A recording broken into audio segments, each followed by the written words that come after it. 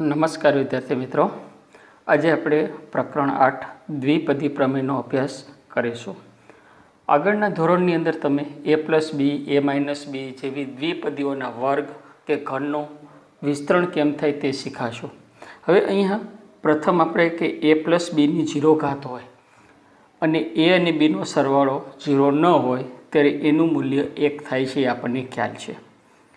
a+bની 1 ઘાત હોય તો એનું વિસ્તરણ આપણે a+b સ્વરૂપે લખી શકીએ છીએ. a+bનો વર્ગ હોય તો એનું વિસ્તરણ પહેલા પદનો વર્ગ પ્લસ 2ab પ્લસ b² થાય છે. એવી જ રીતે ઘનનું વિસ્તરણ પણ આપણે જાણીએ છીએ કે a ઘન પ્લસ 3 ગુણ્યા પહેલા પદનો વર્ગ વત્તા બીજું પદ પ્લસ 3 ગુણ્યા પહેલું પદ ઇન્ટુ બીજા પદનો વર્ગ પ્લસ b ઘન. આ અગાઉ આપણે શીખી ગયા છે. હવે આની અંદર આપણે બહુપદીનો ધારો કે 0 ઘાતાંક હોય ત્યારે સહગુણક એક જ પદ મળે છે અને એનો સહગુણક 1 થાય છે. 1 ઘાત હોય એટલે કે 1 ઘાત લીધી છે, પદ મળે છે 2. જેટલી ઘાત હોય એનાથી વધુ 1 પદ મળે છે. આપણે બંનેના સહગુણક લખી તો એનો સહગુણક 1 અને બીનો સહગુણક 1 થાય છે. બરાબર, બંનેના સહગુણક 1 છે. દ્વિપદીનો 2 ઘાત હોય ત્યારે કુલ 3 પદ મળે છે અને એના સહગુણક અનુક્રમે લખી તો 1, 2 અને 1 થાય છે.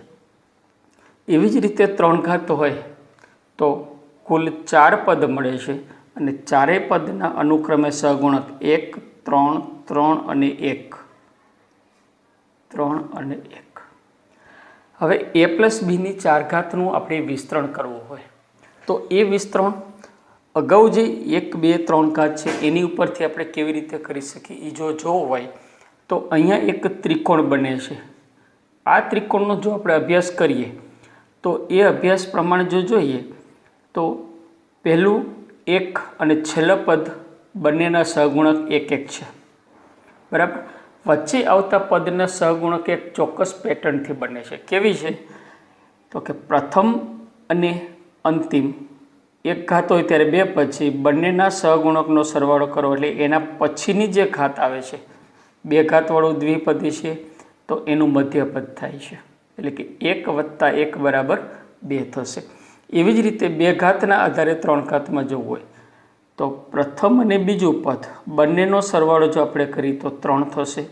એવી જ રીતે 2 અને 1નો સરવાળો પણ 3 થાય છે. એટલે અંત્ય 1, 1 મળશે. તો જો 4 ઘાત હોય તો એના સહગુણક કેટલો થશે તો કે પહેલા પદનો સહગુણક તો 1 થશે. એના પછી 1 અને 3નો જો આપણે સરવાળો કરશું તો એ થશે 4. એટલે બીજા પદનો સહગુણક 4 થશે. ત્રીજા પદનો સહગુણક 3 + 3 એટલે 6 થશે. ચોથા પદનો સહગુણક 3 + 1 એટલે 4 થશે અને છેલ્લા પદનો સહગુણક થશે 1. બરાબર.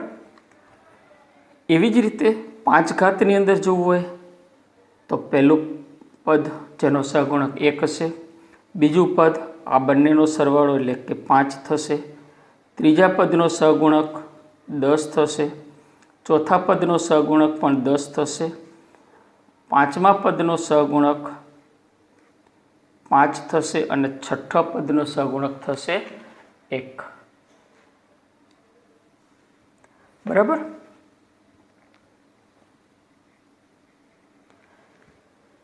હવે અહીંયા આપણે 3 પદની અંદર જે વિસ્તરણ કર્યું છે એની અંદર પણ ચોક્કસ પેટર્ન છે ચલની અંદર.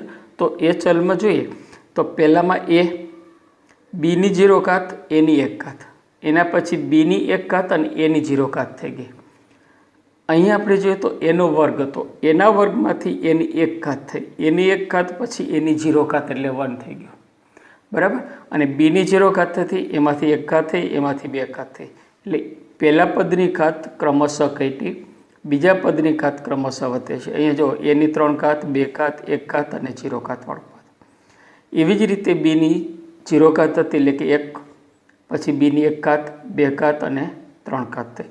તો હવે a + bની 4 ઘાતનું આપણે વિસ્તરણ કરવું છે તો સહગુણક તો અહીંયા 1, 4, 6, 4 અને 1 મળ્યો છે. એના આધારે જો આપણે લખવું હોય તો પહેલા પદની ઘાત મારે લખવી પડે જેટલી ઉપર ઘાત છે એટલી, એટલે એની 4 ઘાત પ્લસ સહગુણક થશે 4, એની 1 ઘાત ઘટાડો અને બીની 1 ઘાત વધારી દો એટલે એની 3 ઘાત બી થયો પ્લસ 6, એની પાછી 1 ઘાત ઘટાડો અને બીની 1 ઘાત વધારો એટલે a square b square plus 4 ઘાત એટલે 4 ગુણ્યા એની 1 ઘાત અને બીની 3 ઘાત અને છેલ્લે બીની મહત્તમ 4 અને એની 0 ઘાત એટલે 1 થઈ ગયું. તો a પ્લસ બીનું વિસ્તરણ હું સીધું આ ત્રિકોણની મદદથી એટલે કે જે પેટર્ન પ્રમાણે સહગુણક મળે છે એની રીતે કરી શકું. એવી જ રીતે 5 ઘાત હોય તો પણ આપણે આ સહગુણક લખીને વિસ્તરણ કરી શકીએ. અહીંયા જે એક ત્રિકોણ બને છે એ ત્રિકોણને પાસ્કલના ત્રિકોણ તરીકે ઓળખવામાં આવે છે. એટલે કે આ છે પાસ્કલ ત્રિકોણ તરીકે ઓળખાય છે. હવે અહીંયા જો મારે 2x + 3y ની 5 ઘાતનું વિસ્તરણ કરવું હોય તો હું આ ત્રિકોણના આધારે કેવી રીતે કરી શકું? તો કે આના બરાબર પહેલું પદ જેનો સહગુણક 1 થશે ઇન્ટુ પ્રથમ પદ છે 2x દ્વિપદીની અંદર અને બીજું પદ છે 3y. પહેલા પદની મહત્તમ ઘાત એટલે 5, બીજા પદની ન્યૂનતમ ઘાત 0 થશે પ્લસ પછીનો સહગુણક આવશે 1 + 4 એટલે 5, 2x ની 4 ઘાત થશે, 3y ની 1 ઘાત થશે પ્લસ 10, 2x ની 3 ઘાત, 3y ની 2 ઘાત. અહીંયા આપણે જોઈ શકીએ છીએ કે દરેક પદમાં ઘાત અહીંયા જેટલી છે એને જેટલી થશે. જેમ કે 5 + 0 એટલે 5, 4 + 1 એટલે 5, 3 + 2 એટલે 5. એટલે દરેક પદની ઘાત જે દ્વિપદીની ઘાત છે એના જેટલી થશે પ્લસ ફરીથી 10 આવે છે, 2x ની 2 ઘાત, 3y ની 3 ઘાત થશે પ્લસ 5, 2x, 3y ની 4 ઘાત પ્લસ 1, 2x ની 0 ઘાત, 2x ની 0 ઘાત અને 3y ની 5 ઘાત થશે. બરાબર. આના બરાબર 2x ની 5 ઘાત એટલે 2 ની 5 ઘાત એ થશે 32 ઇન્ટુ x ની 5 ઘાત. આ પદ થઈ જશે 1, 0 ઘાત હોવાને કારણે. અહીંયા પ્લસ 5 × 3 એટલે 15, 2 ની 4 ઘાત 16, x ની 4 ઘાત ઇન્ટુ y. 3 ને આપણે અહીંયા ગુણી નાખ્યા છે પ્લસ 10, 2 ની 3 ઘાત એટલે 8, x ની 3 ઘાત, 3 નો વર્ગ એટલે 9, y નો વર્ગ પ્લસ 10, 2 નો વર્ગ 4x², 3 ની ઘાત 3 ઘાત એટલે 27, y ની 3 ઘાત પ્લસ 5, 2x, 3y ની 4 ઘાત એટલે 81, y ની 4 ઘાત પ્લસ અહીંયા આપણે જે વિસ્તરણ કરીએ છીએ એની અંદર 2x ની 0 ઘાત 0 થઈ ગયું, 3 ની 5 ઘાત તો કે એ થશે 243, y ની 5 ઘાત. અહીંયા આપેલા બધા પદનો હવે ગુણાકાર આપણે કરીએ તો આ પદ થશે 32, x ની 5 ઘાત પ્લસ 16 × 15 એ થશે 240, x ની 4 ઘાત × y પ્લસ 8 × 7 72, 72 × 10 એટલે 720, x નો ઘન y નો વર્ગ પ્લસ 27 × 4, 27 × 54 × 2 એટલે 108, 108 × 10 એટલે 1080, x² y નો ઘન પ્લસ 5 દુ 10 ગુણ્યા 81 એટલે 810 x ગુણ્યા y ની 4 ઘાત પ્લસ આ છે છેલ્લું પદ 243 y ની 5 ઘાત। હવે અહીંયા આપણે જોઈએ તો જે ચલ છે ચલના ઘાત x ની ઘાત ક્રમશઃ ઘટે છે 5 4 3 2 1 અને અચળ 0 થઈ ગયો। y ની 0 ઘાતમાંથી 1 ઘાત 2 ઘાત 3 ઘાત 4 ઘાત અને 5 ઘાત થાય છે બરાબર। એટલે પહેલા ચલની ઘાત ક્રમશઃ ઘટાડો અને બીજા ચલની ઘાત ક્રમશઃ વધારતી જવાની છે।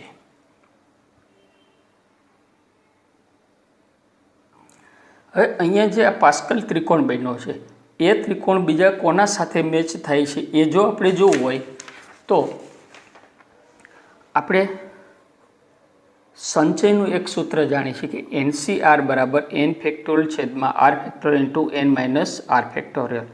અહીંયા પાસ્કલનો ત્રિકોણ લખ્યો છે તો આપણે જાણીએ છીએ કે 1 એ કોનું મૂલ્ય છે તો કે NC0 અને NCn નું મૂલ્ય એટલે 1 થાય છે બરાબર। તો હું પહેલાં 1 ની જગ્યાએ ધારો કે બહુપદીનો ઘાતાંક 1 છે તો ત્યાં હું આમ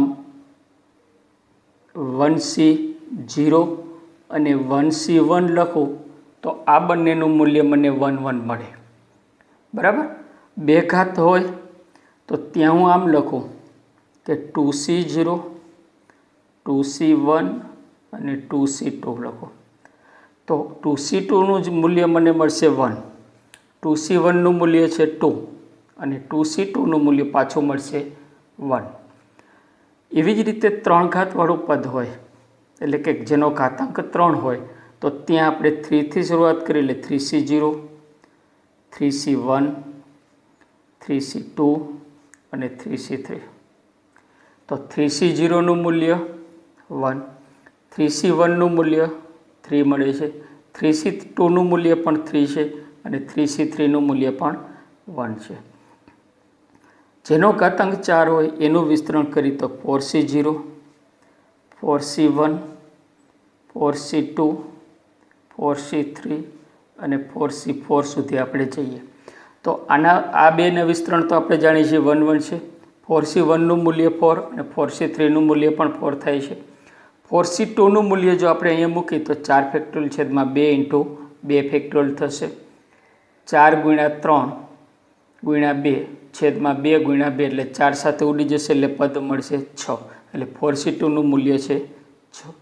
એનો અર્થ કે આપણે જે આ સહગુણક મળ્યા એ સહગુણકને જો સંચય સ્વરૂપમાં લખવું હોય તો આ પ્રમાણે લખી શકીએ। આમાં પણ એ જોઈ શકો કે જેટલો ઘાતાંક છે એટલું nનું મૂલ્ય થશે અને 0 થી શરૂઆત કરીને n સુધી જવાનું છે।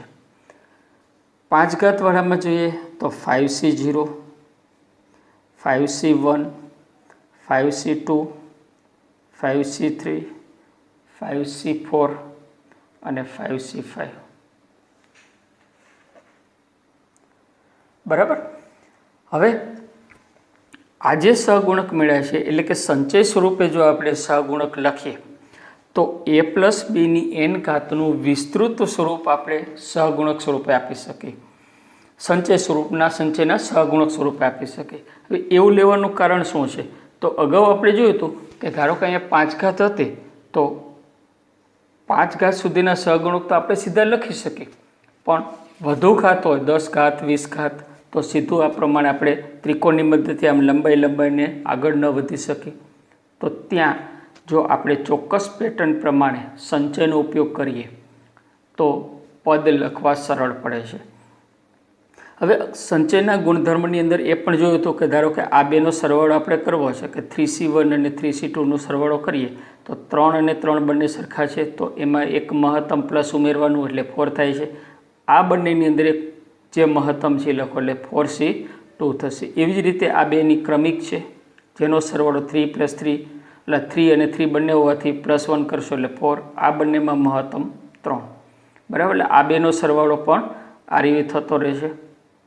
એટલે કે અહીંયા પાસ્કલ ત્રિકોણને આપણે સંચય સ્વરૂપે લખેલો છે।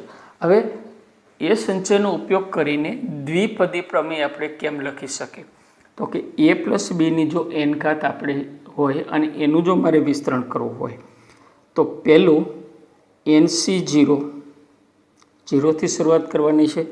પ્રથમ પદની n ઘાત, બીજા પદની 0 ઘાત, એટલે NC0 એની n ઘાત બીની 0 ઘાત પ્લસ NC1 એની 1 ઘાત ઓછી બીની 1 ઘાત પ્લસ NC2 એની n-2 ઘાત બીની 2 ઘાત plus dash plus NC n-1 છેલ્લેથી એક પદ લખી તો આ થશે એની 1 ઘાત અને બીની n-1 ઘાત પ્લસ NCn એની 0 ઘાત અને બીની n ઘાત થશે। હવે અહીંયા એ ઉપર કઈ ઘાત આવે છે તો કે આ બંનેની બાદબાકી n-0 એટલે n-1 n-2। બી ઉપર કઈ ઘાત આવશે તો કે અહીંયા જે r જે છે 0 ઘાત 1 ઘાત, અહીંયા 2 છે તો 2 ઘાત, n-1 છે તો n-1 અને n છે તો n લખે, બરાબર। હવે આને a પ્લસ બીની n ઘાત છે તો ઊંધા ક્રમમાં જો લખવું હોય તો બીની એની 0 ઘાત અને બીની n ઘાત સ્વરૂપે પણ આપણે લખી શકીએ। એટલે એની 0 ઘાતથી શરૂઆત કરો અને બીની n ઘાતથી કરો તો પણ પદનું મૂલ્ય બદલાતું નથી।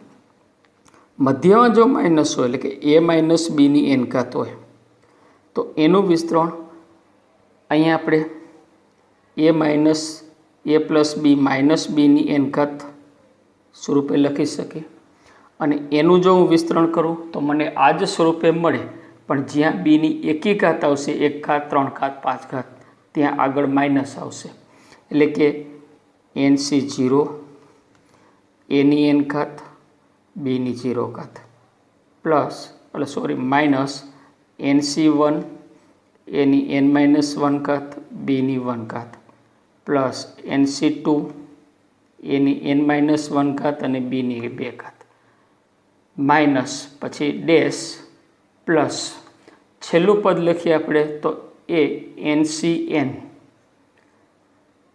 -1ની ઘાત હું લખો પછી તો એની 0 ઘાત અને બીની n ઘાત।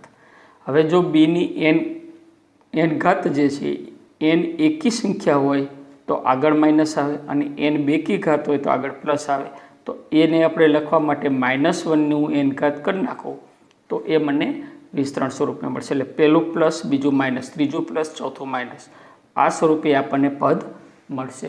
તો આ જે વિસ્તરણ છે એ વિસ્તરણ દ્વિપદી પ્રમેય તરીકે ઓળખવામાં આવે છે।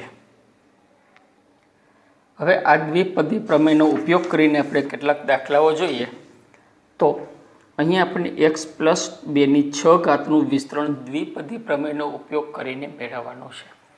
તો 6 ઘાત છે એટલે n બરાબર 6 છે, a બરાબર x અને b બરાબર 2 છે।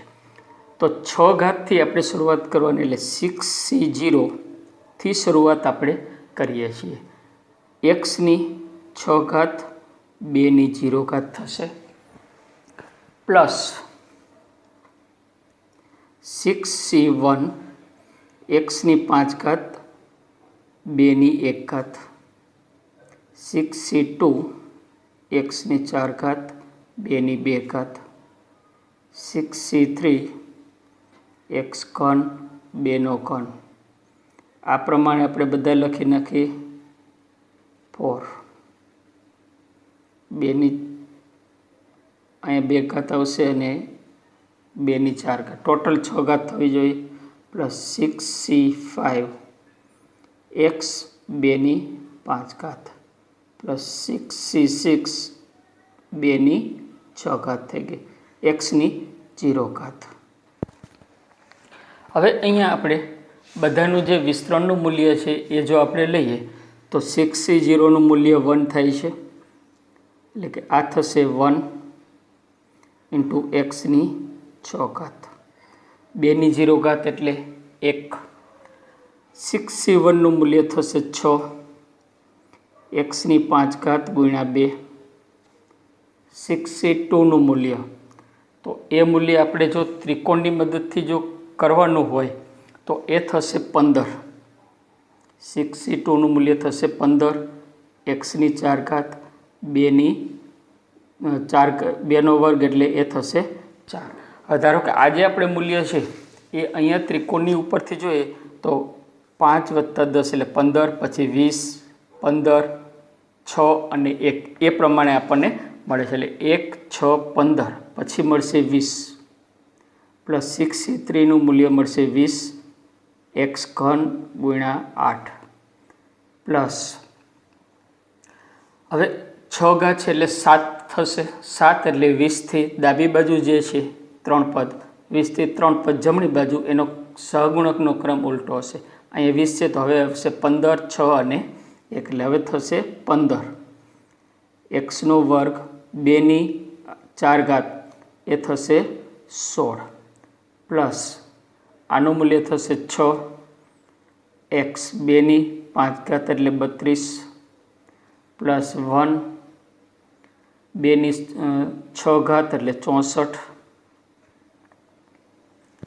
હવે આ બધાનો આપણે સહગુણકનો ગુણાકાર કરવાનો છે. તો પહેલું છે x ની 6 ઘાત પ્લસ 6 × 2 એટલે 12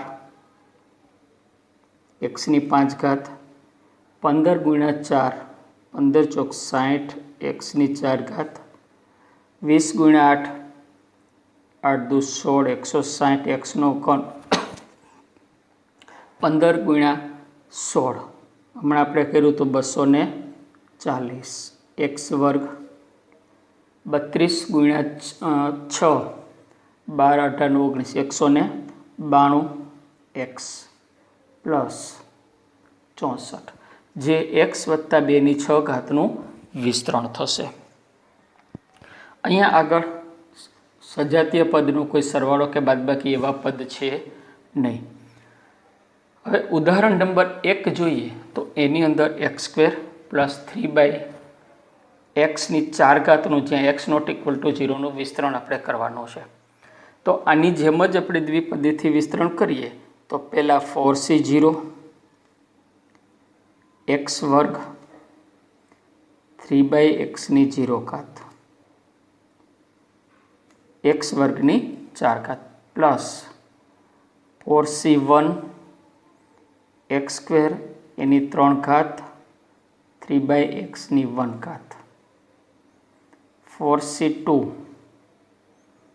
x² ની 2 ઘાત 3/xની 2 ઘાત 4c3 x² ની 1 ઘાત 3/xની 3 ઘાત થશે પ્લસ 4c4 x² ની 0 ઘાત 3/xની 4 ઘાત થઈ જશે. બરાબર. ચાલો હવે બધાનું મૂલ્ય આપણે લઈએ તો 4c0નું મૂલ્ય થશે 1 x² ની 4 ઘાત એટલે xની 8 ઘાત આનું મૂલ્ય થઈ જશે 1 પ્લસ 4c1નું મૂલ્ય થશે 4 x² ની 3 ઘાત એટલે xની 6 ઘાત 3/x 4c2 એનું મૂલ્ય છે 6 x² એટલે xની 4 ઘાત 3² એટલે 9/x² પ્લસ 4c3નું મૂલ્ય હવે પાછા ઊંધા ક્રમમાં આવશે એટલે કે આવશે 4 x² 3/3 27/x3 પ્લસ 4c4નું મૂલ્ય 1 x² ની 0 ઘાતનું મૂલ્ય 1 3ની 4 ઘાત એટલે 81/xની 4 ઘાત આના બરાબર xની 8 ઘાત પ્લસ 4 × 3 એટલે 12 xની 6 ઘાત છેદમાં x એટલે ઉડાડતા આપણને મળશે xની 5 ઘાત 1 ઘાત ઓછી થશે પ્લસ 6 × 9 36 xની 4 ઘાત ભેગા x² એટલે x² રહેશે પ્લસ 27 × 4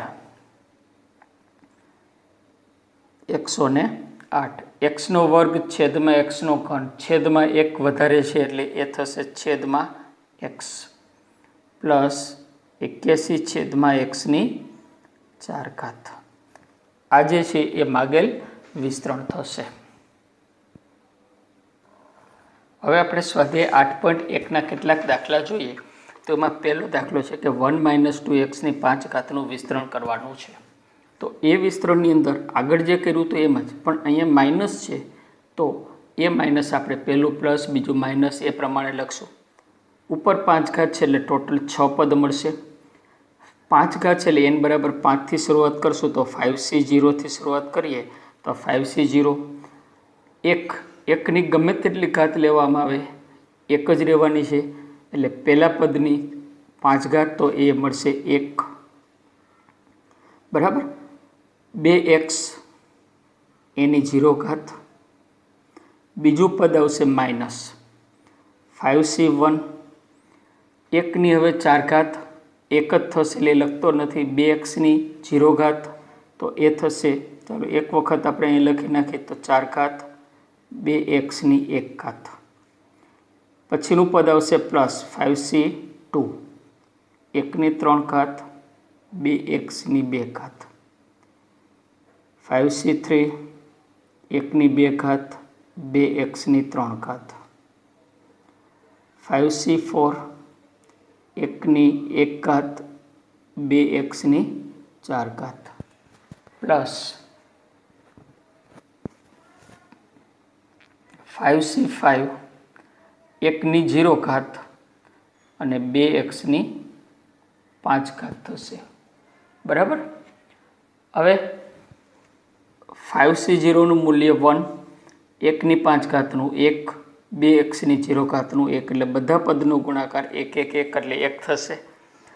માઇનસ 5c1નું મૂલ્ય 5, એકની 4 ઘાત 1, 2x 1 ઘાત છે એટલે એમને રહેશે. 5c2નું મૂલ્ય થશે 10. તો એ મૂલ્ય આપણે લખીએ 10 ગુણ્યા 1, 2xનો વર્ગ એટલે 4x². 5c3નું મૂલ્ય થશે 10, 1નો વર્ગ એટલે 1, 2xની 3 ઘાત એટલે 8x². 5c4નું મૂલ્ય 5. અહીં આપણે નિશાની રહી ગઈ છે પ્લસ માઇનસ, પછી પ્લસ, પછી આ નિશાની આવશે માઇનસ, પાછું આ પ્લસ. 5c4નું મૂલ્ય 5, 2xની 4 ઘાત 16xની 4 ઘાત. ઉપર નિશાની બાકી પ્લસ માઇનસ પ્લસ, અહીંયા આવશે માઇનસ પ્લસ અને છેલ્લું પદ આવશે માઇનસ બરાબર. પછી છેલ્લું પદ બાકી રહ્યું તો એ થશે માઇનસ 5c5નું મૂલ્ય 1, 2xની 5 ઘાત 32xની 5 ઘાત. આના બરાબર 1 માઇનસ 10x પ્લસ ગુણાકાર થશે 40x² માઇનસ 80x³ પ્લસ 16 × 80xની 4 ઘાત માઇનસ 32xની 5 ઘાત. અહીંયા નિશાની બરાબર ધ્યાન રાખવાની કે પેલું plus minus plus minus plus અને માઇનસ એ ક્રમમાં આપણને મળશે. આ જ પ્રકારનો એક બીજો જોઈએ આપણે દાખલા નંબર 2. એમાં પણ મધ્યમાં માઇનસ છે, અપૂર્ણાંક છે એટલે એ સ્વરૂપે જ આપણે લખશું. એનું જો વિસ્તરણ કરીએ તો અહીંથી આપણે લખીએ તો 5c0 2/xની 5 ઘાત x/2ની 0 ઘાત. બીજું પદ માઇનસ 5c1 2/xની 4 ઘાત x/2ની 1 ઘાત પ્લસ 5c2. હવે બધા પદ આપણે લખી નાખીએ. આની ઘાત થઈ જશે 2. પછી પદ માઇનસ 3, 2/xની 2 ઘાત x/2ની 3 ઘાત પ્લસ 5c4 2/xની 1 ઘાત અને x/2ની 4 ઘાત પ્લસ માઇનસ 5c5 2/xની 0 ઘાત અને x/2ની 5 ઘાત. મૂલ્ય મૂકીએ તો આનું મૂલ્ય 1। હવે આપણને આ સહગુણક 1, 5, 10, 10, 5 અને 1 એ ક્રમ આપણને યાદ હોવો જોઈએ। 2 ની 5 ઘાત તો એ થશે 32/x ની 5 ઘાત, આનું મૂલ્ય 1 માઇનસ 5 16/x ની 4 ઘાત x/2 પ્લસ 5c2 10 2 નો ઘન એટલે 8/x ઘન x²/4 માઇનસ 10 2/x એટલે 4/x² x3/8 પ્લસ 5c4 એટલે 5 2/x 2 ની 4 ઘાત એટલે x ની 4 ઘાત છેદમાં 16 4 ઘાત છે એટલે માઇનસ 5c5 નું મૂલ્ય 1, આનું મૂલ્ય 1 x ની 5 ઘાત છેદમાં 32। આના બરાબર વિસ્તરણ આપણે કરીએ તો 32/x ની 5 ઘાત માઇનસ 16/2 એટલે 8, 8 × 5 એટલે 40 x/x ની 4 ઘાત છે, બંનેને ઉડાડો તો છેદમાં x નો ઘન વધે પ્લસ 4 દુ 8 2 × 10 એટલે 20 છેદમાં x, આ બંનેને ઉડાડતા માઇનસ 4 દુ 8 એટલે છેદમાં 2 આવશે 10/2 એટલે 5 અને અંશમાં ઘાત વધી ગઈ x3/x² એટલે થશે x પ્લસ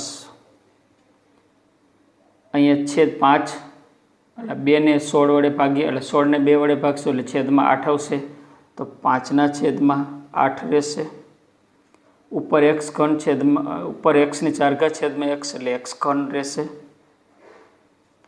માઇનસ x ની 5 ઘાત છેદમાં 32 જે માગેલ વિસ્તરણ થશે। એટલે કે અહીંયા જે સમાન પદ જે હોય સમાન આધારવાળા એ અંશ અને છેદ ઉડતા હોય તો એનું દૂર કરી સામાન્ય અવયવ અને સાદરૂપ આપવાનું રહે છે।